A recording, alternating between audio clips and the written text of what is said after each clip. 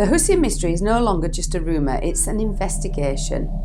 What do we have to go on? A 60-year-old Bude folklore story, a concrete patch rumoured to conceal a body, and a name, Mr Hussey, the caretaker of the old Barclays Bank. But was he real? Or is the Hussey story one of those tales that grows in the telling until no one remembers where the truth ends and the fiction begins?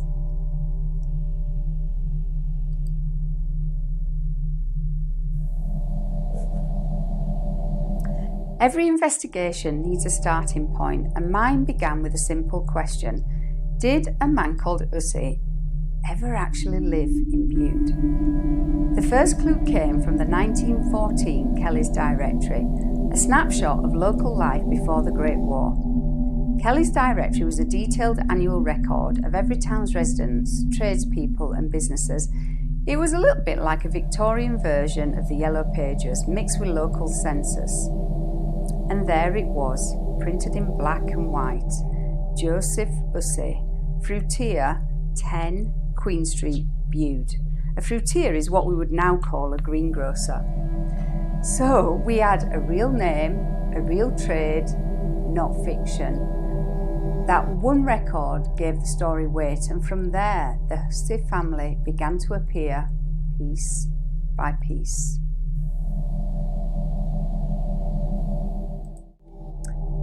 Through the ancestry archives, I found Joseph Henry Hussey and his wife Mary Moore Hussey and their 4 boys, Ellis John, Leonard, Spondford and the youngest, Leslie Thomas Hussey. And it's Leslie who the story eventually circles back to, because years later he becomes the caretaker of Barclays Bank. But before we get there, we need to understand who he was and what kind of life shaped him.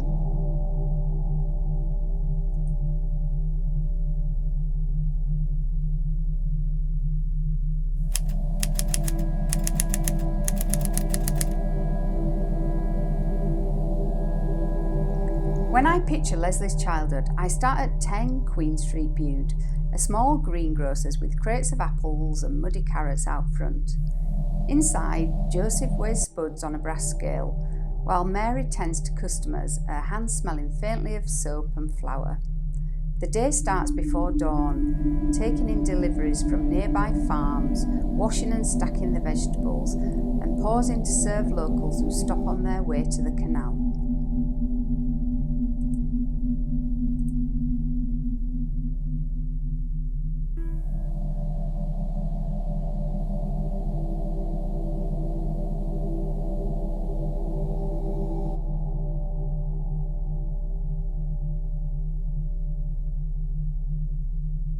But behind the shop front there was heartbreak. Their eldest son, Ellis John, died aged just 14 years old in 1912. Leslie was only 3 years old.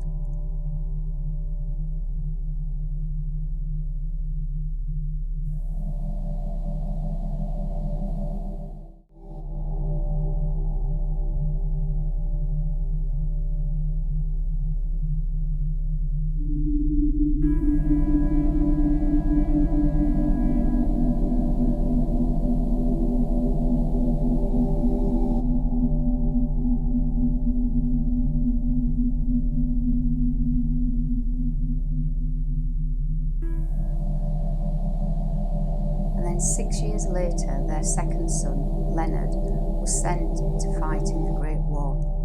He never came home. Leslie was 9 years old, 2 brothers gone before he was even old enough to understand why.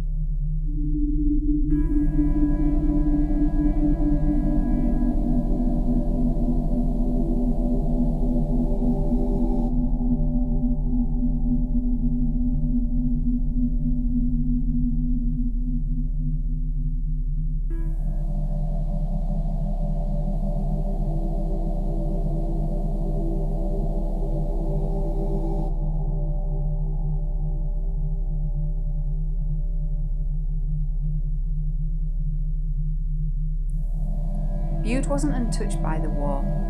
The Cornish and Devon Post carried weekly casualty lists. Families waited for telegrams. The town stood quiet every Sunday as names were read at church. For families like the Husseys, rationing, worry and grief became part of everyday life.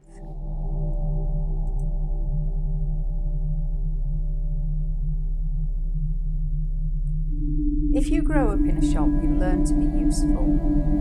If you grow up after losing two brothers, you learn to be careful. I imagine Mary keeping Leslie close, teaching him order, patience and quiet pride. Those qualities never leave a person. They define who they become. By his teens, Leslie was running errands around town, to the canal, to the quay and to the station with a handcart. He was steady, reliable, known for helping out without being asked. These are the quiet habits that make a man dependable and one day employable.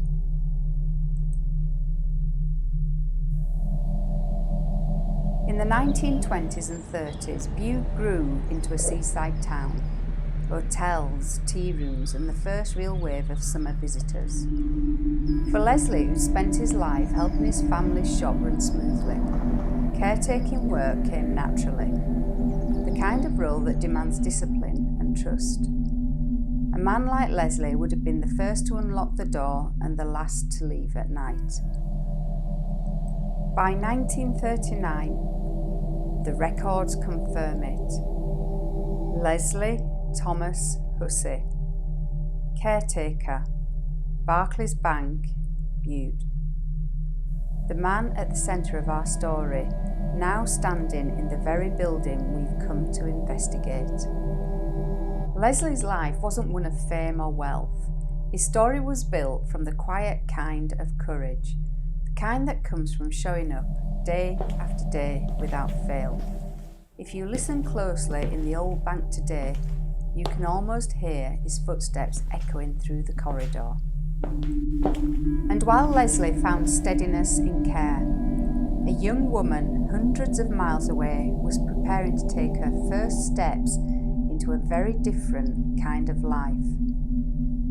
Her name was Barbara Evelyn Fretwell. Barbara Evelyn Fretwell was born on the 21st of February 1921 in Swanwick, Derbyshire, a mining village wrapped in smoke and song. Her father, Herbert Green Fretwell, worked as a wheelwright and coal miner and rang the church bells in his spare time. Her mother, Lucy Emma, kept the home running, raising 6 children, Barbara the youngest of them all.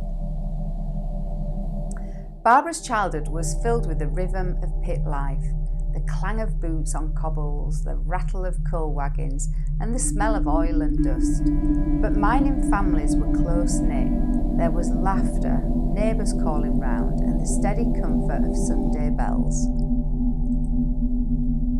Being the youngest meant Barbara was both protected and put to work, washing, sweeping, helping her mother in the kitchen. Her world was small but safe, and she grew up watching her brothers go into trades and her sisters take on work to help the family. By her teens, the world outside Swanwick was changing. The Great Depression had hit hard. Mines closed, wages vanished, and young women began leaving home to find work as maids, cooks, or nannies in the south of England. We don't know exactly why Barbara came to Bude, but it's likely she took a job in one of the seaside guest houses that filled up each summer. A move that would change everything.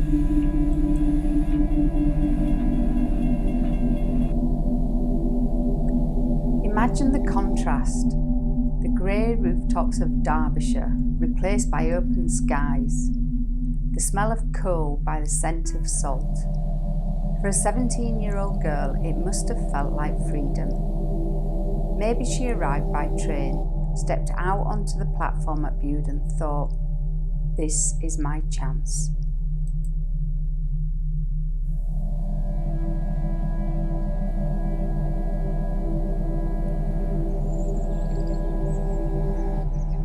Somewhere along those streets, perhaps near the canal or Queen Street, Barbara met Leslie Hussey. He was 30, quiet, dependable, with kind eyes and a careful way about him. She was 17, far from home and full of curiosity about life. Maybe it was his steadiness that drew her in.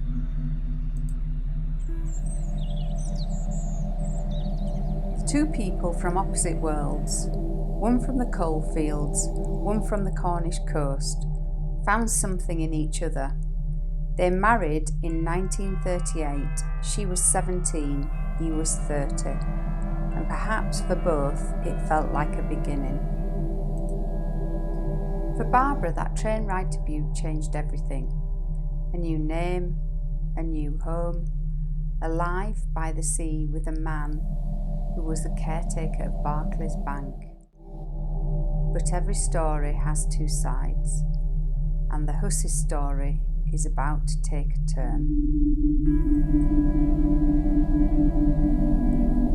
So now we know the Husseys were real, a family who lived, worked and loved right here in Bude. But years after Leslie's footsteps faded from the halls of the old bank, a strange discovery was made. Beneath the floor of the very building he once cared for, a concrete patch. The same patch whispered about in town for decades, said to hide the body of his wife, Mrs Hussey. Was it just folklore, or is there something buried beneath the floor?